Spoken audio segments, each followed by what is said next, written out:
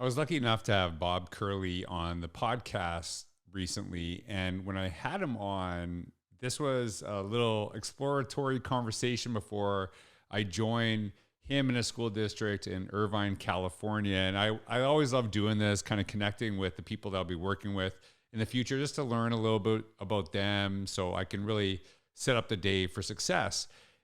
As I was talking to Bob, what I realized is he had been in education for 35 plus years, but not only has he been in education for 35 plus years, he's been in the same district the entire time, which is pretty rare. I don't think I've had anyone on my podcast that has actually been in the exact same district from when they first started teaching to now for that length of time. And what I thought about was when I was talking to him is he's seen so much happen in that very district. And I asked him, so what has changed and what has stayed the same? And I think that's a really great thing that we should be asking in education, because a lot of times we're always focused on new stuff, all the great stuff, but some of the stuff that we used to do worked really well and we go away from it, not because it doesn't work, but we get bored with stuff. And that's something we have to really kind of explore. Is some of the past practice that we've done really beneficial? Is some of the things that we do in education really beneficial? Are we gravitating to new just because it's new, or because it's good, or because it's better? And I just thought his answer was really powerful. And I wanted just to kind of share that with you all, because I think it's a great question to ask in education. Too often, and I joked about this, we feel that this generation of educators came up with everything good and everything before was bad and now everything's good. But the reason I do this podcast is to learn not only about the people I'm interviewing, but the inspiration they've had in the past from their teachers. There were so many teachers who were building relationships, did project-based learning, did social emotional learning, did all these things that we see as really beneficial. We just didn't put a name to it at the time. So that's something I think is a really important conversation, not just to you to hear from Bob, but to think about yourself. I love this conversation. I'm really excited to join everyone in Irvine in February 2024, but I hope you can glean some wisdom from this conversation as I did from Bob. Welcome back to another episode of the Innovator's Mindset Podcast.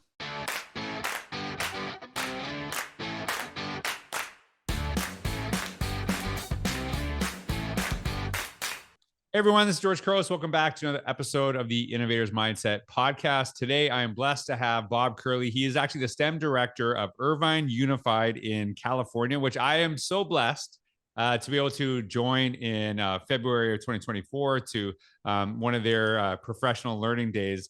And I'm a big, we talked about this, I'm a big Lakers guy, so I always love, coming out to the LA area, right? So maybe I actually haven't even checked the schedule. Maybe there's going to be a Laker game at that time. I don't know if I could. We'll take a look. They've struggled a little bit so far. Yeah. Well, I should be there for that new Clippers stadium. I'm pumped about that. So Bob is actually, he's 35 plus years in education. He's currently a STEM director at Irvine Unified.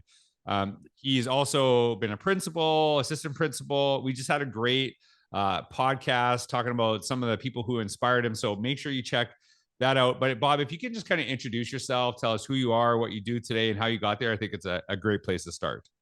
Absolutely. I'm, as George said, the STEM director in Irvine, and my full career has been in Irvine. I started in the late 80s teaching math and science at the middle school level. Did that for about 10 years, and then became an assistant principal at South Lake Middle School. And from there decided to move to elementary administration as a principal. I saw that kids may enter middle school with a lot of needs or some academic gaps, and I thought those don't just emerge between 6th and 7th grade.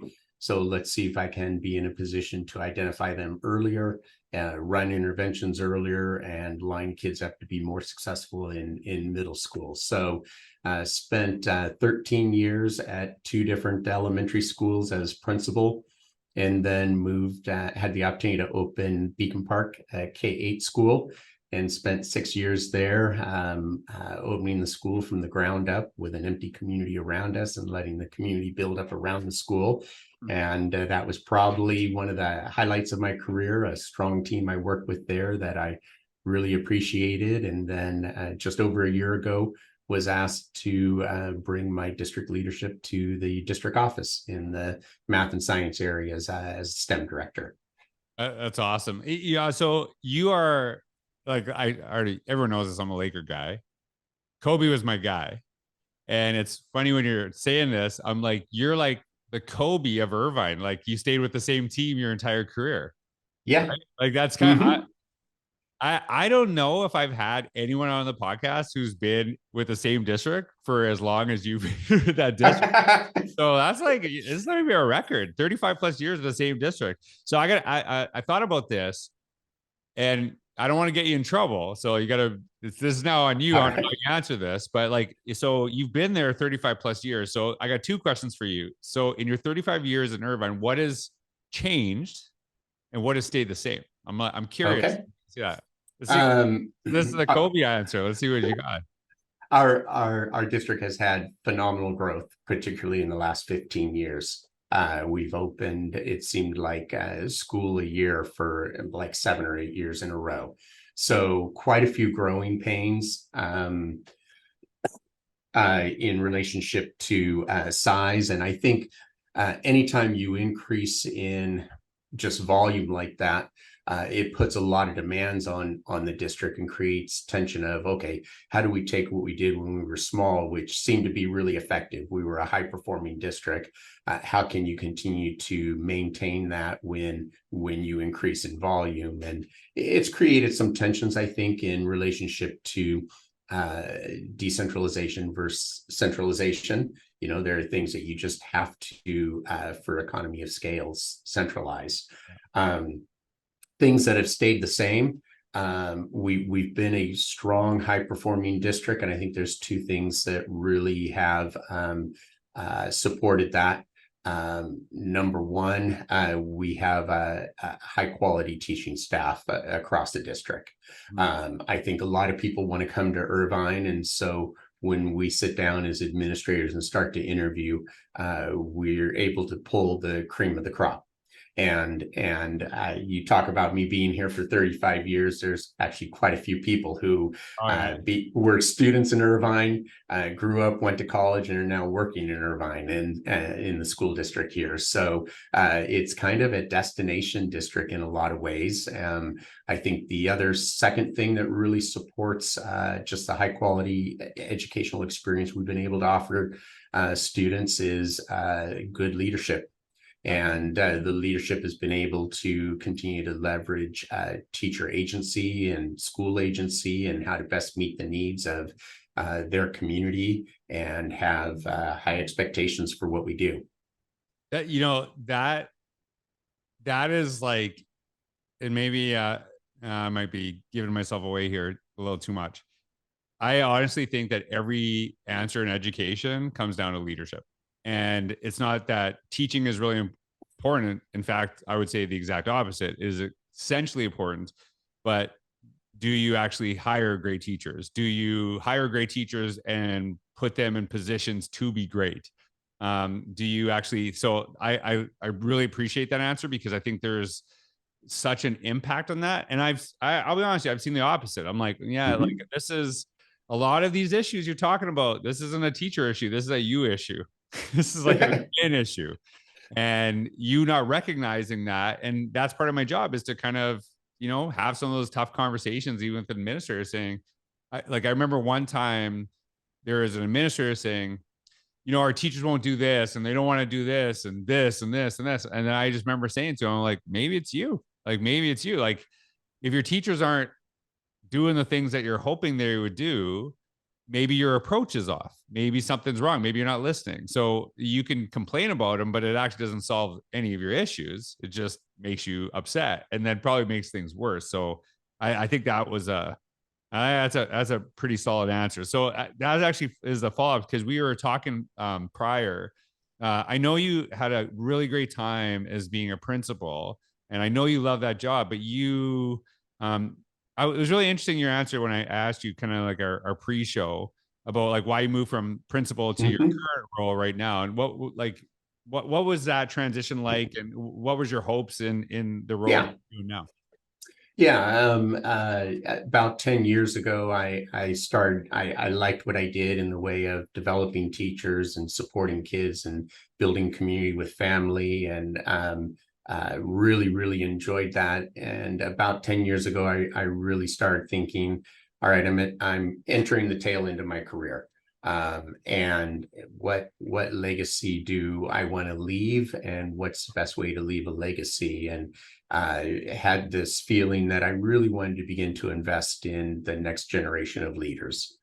And so when I did open Beacon Park, one of the things that really excited me about that role was developing the other leaders that we had on campus, teacher leaders at different grade levels, the assistant principal, the school psychologist, counselors, and just help them grow in their leadership where they could take and develop as leaders. And then moving to the STEM director position lets me continue to work with principals at their site level, supporting them depending on where they're at in their growth, working with my coordinators and TOSAs who are teacher leaders as well. So really gives me a chance to influence and pour into the lives of the next generation of leaders that are going to be in Irvine for another 15, 20 years. That is such a legacy answer, and I love that because yeah, like I think about, we were talking. I'm a big sports guy. Everyone knows this about me. I'm wearing my Orlando Magic, big playoff game or in season tournament game or in season tournament this tonight. When I think of like what you're talking about, I automatically go to my first principal in my last school district I worked in. Her name was Kelly Wilkins, and it was almost like she had a coaching tree, right? So like the best coaches in basketball, they're assistant coaches, they go to like different places, they find success, and you can kind of always go back. And she was that person. And I think, I know you and I believe this because we had so many great conversations before this podcast. It's not just about developing the next crop of administrators, but actually developing also like teachers becoming the best teachers possible. So if you wanted to teach for 40 plus years, she was going to bring out the best in you, that you had a very fulfilling career, right? If you wanted to maybe go into transition into another role. And there is a moment because her school is very fascinating because people left very quickly. And a lot of times they would come there for 2-3 years, and then they would go on to like an admin role, or they would go on to central office, or they would go into something else, right?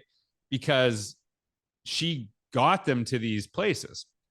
And I remember I became a principal. I was like a teacher with her, and I was like, I'm going to quit. I hate teaching. And then 1 year with her, I became assistant principal, like in a different school, because she put me in a good position. I remember some principals were making fun of her. They're like, you can't keep anyone at your school. Like nobody wants to stay with you. And she said, I'd rather have amazing teachers for 2 to 3 years than terrible ones for 10. I was like, exactly. That is such a good answer. That was like one of my favorite answers ever. So I love that legacy question, but also like really, I know you and I really believe this, that leadership is not just admin, and some admin are not leaders. It's like, how do you influence people to make a positive step forward? So I'm actually joining you in February of 2024. So I got 2 questions for you. So this is going to be a weird one. And because we know people from your district are going to be listening. So why did you reach out to me to join you for that day? And the second question is, what are your hopes on what that day achieves for your staff? Yeah. This is kind of put me now. It's not going to be on tape, so now I got to kind of do what you say. Okay. I take a look at where teachers are at right now in their craft, and in a lot of ways, there's really a lot of obstacles or challenges that they're facing right now. You have a dynamic which is really looking at equity in a real meaningful way, which is real positive. But it makes teachers rethink a lot in relationship to how do I set up my class? How do I interact with students? What systems do we have on campus? Do we have classes that are gatekeepers or not? And so as we try to break down those barriers, from, I think, both a admin and teacher level.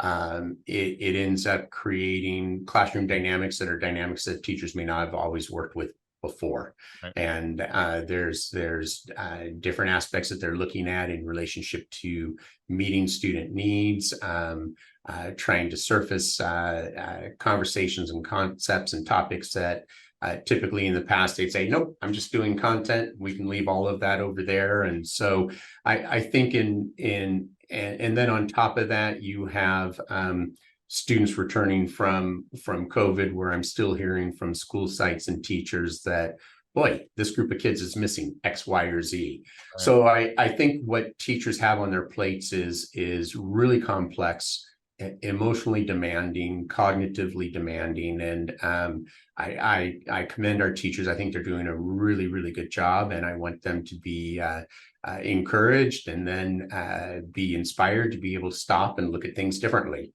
And so when I was working with my team on what do we want for the February day for our math and science teachers, your name came up in the conversation, and it's like, yeah, that would be really engaging for teachers to be able to rethink what they're doing and be inspired to turn things over for student empowerment and be thinking a little bit out of the box, just to meet some of the challenges that are on their plates in front of them, and collaborate with each other in ways where they can really gain traction and feel like they're not just still coming out of COVID, keeping their heads above water, but hey, we're making ground forward, and get really inspired by that, and build some encouragement for them to just be creative in the way they approach the challenges they're facing.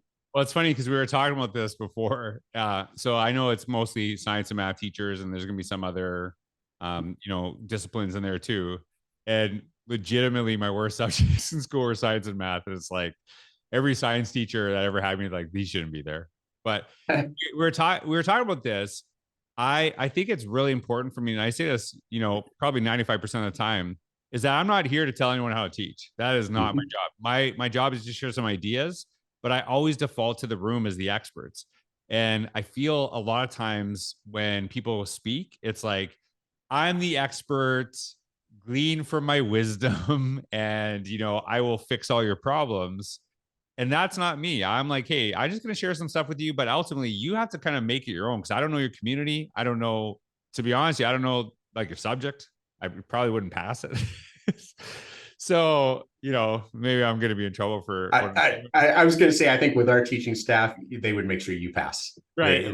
They would bend over backwards for you. They all like they do for their kids. They would all deserve raises. So that would be, but I think that is a really important aspect. And I was just at a conference this week. I just shared this tweet. Somebody said, basically, it was, the nice thing about my address to everyone is that it made people feel proud to be educators. And that's the hope, right? Because it's like a lot of times we just kind of feel like we're getting crapped on and stuff like this too. And it's not like we can't grow. It's not like we can't get better. But people really need to feel valued. I'm a very strengths focused person. So I do love that. All right. So we're recording this in November. We're about to go on a break. You're going to be on a break next week, probably, right? You probably Thanksgiving. And so you said something about earlier, kind of about being cognizant of homework in your district, about as kids go into breaks. How do you kind of support staff as they go on breaks too? Because it's like, I don't even know if it's a good break. Sometimes it's just like I'm so exhausted. Like I always felt, I don't know, this is going to resonate, I think, with a lot of teachers. Yeah. Like I saved getting sick for the break. Like I was just like, fine. And then as soon as the break, it was like the entire time I was sick. And so how do we any thoughts on this? Because I know you had shared about the importance of like wellness for your staff. What's some advice as people are going on breaks? Because someone's going to be listening to this about going into some break. What's the best way you can support teachers as they're going into that? Yeah, it's real common when you work really hard to then let go, and then people get sick. And It I've just seems said, to be, yeah, it seems to be the typical pattern. And um, I think if we're trying to work with our students in relationship to being able to self-monitor themselves, take a 30-second break in class for some mindfulness, some good breathing, some good health. I think uh, teachers can be real cognizant in trying to do that for themselves as well, in relationship to, all right, I just finished my last period of the day. I've got this big stack of things to take care of before tomorrow. Stop, take 3 minutes, and center yourself, breathe, and give yourself the break that you've been kind of working with your kids and doing for your kids. I think teachers do a lot of things for their students, and they're good habits that they could do for themselves, and right. they opt not to. And I think we have a tendency to have in Irvine really high achieving teachers who want to do a lot for their kids. And sometimes it's checking priorities and saying, okay, what is the best, and what is something that may even be good that I can cut back, minimize, to give myself some breathing room, because it doesn't it doesn't help somebody to be a great teacher and burn out after 3 years and not get the longevity out of them at all. And so I think the priority, trying to set priorities, and with that comes some boundaries. I think if you're setting priorities to say, this is what's most important, these things would be good, but they don't have to be done. And if you set a boundary of like, well, you know what, to manage my health, my well-being, this isn't going to get done. I think that's takes some wisdom. And sometimes you make wrong decisions. Sometimes you're like, oh man, I should not have dropped that. It's costing me more work now. But I think through that process, you figure out where you can start to give and manage that self-care. As as you talked about maturing, which is, like you're like, I've matured in this, in education, that might slow down a little bit because we're on kids all the time. But as I get older, I'm very mindful of what I consume, and I'm talking food a little bit, like, how I feel after I eat this versus how I feel after I eat that. And like, hey, if I have a bad meal, not only do I feel crappy the next day, like my body seems to break, right? Like I saw a meme the other day. It's like you get to a certain age where like, oh yeah, like I hurt my arm sleeping funny. Like Yeah, that stuff tends to happen. But the other thing that has really helped me is being thoughtful of what I consume information wise. And it was just the other day I always take my dogs for a walk in the morning, and I always try to listen to some podcasts and stuff like that. And I remember listening to like, a political podcast, and it was like, I just felt like crap. And then I put on a sports podcast and they're like joking around. And I was like, oh my God, my mood is so different.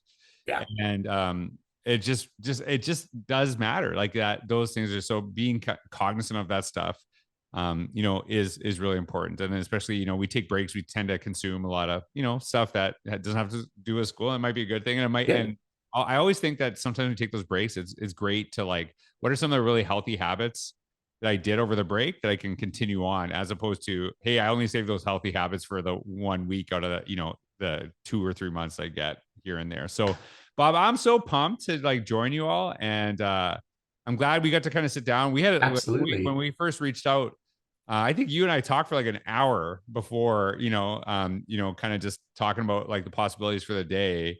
And I really wanted to have you on the podcast because I know you have so much wisdom, and you've had we have so much in line to what we're doing. So thanks for being on the podcast. Thanks for having me. I'm looking forward to meeting you in person. So I'm pumped for this day. We're excited to have you. We're Yeah, really looking forward to the I'm so day. pumped. Like I said, if there's a Lakers game at the same time, we'll be even happier, guys. So that'd be one. I know it's probably a super expensive ticket, but I still would love to go. Anyway, so everyone, make sure you connect with Bob. You can see his social information down below. Bob, thanks. And Irvine, I'm looking forward to seeing you all. Thank you so much. All right. Have a good day, everyone. Take care.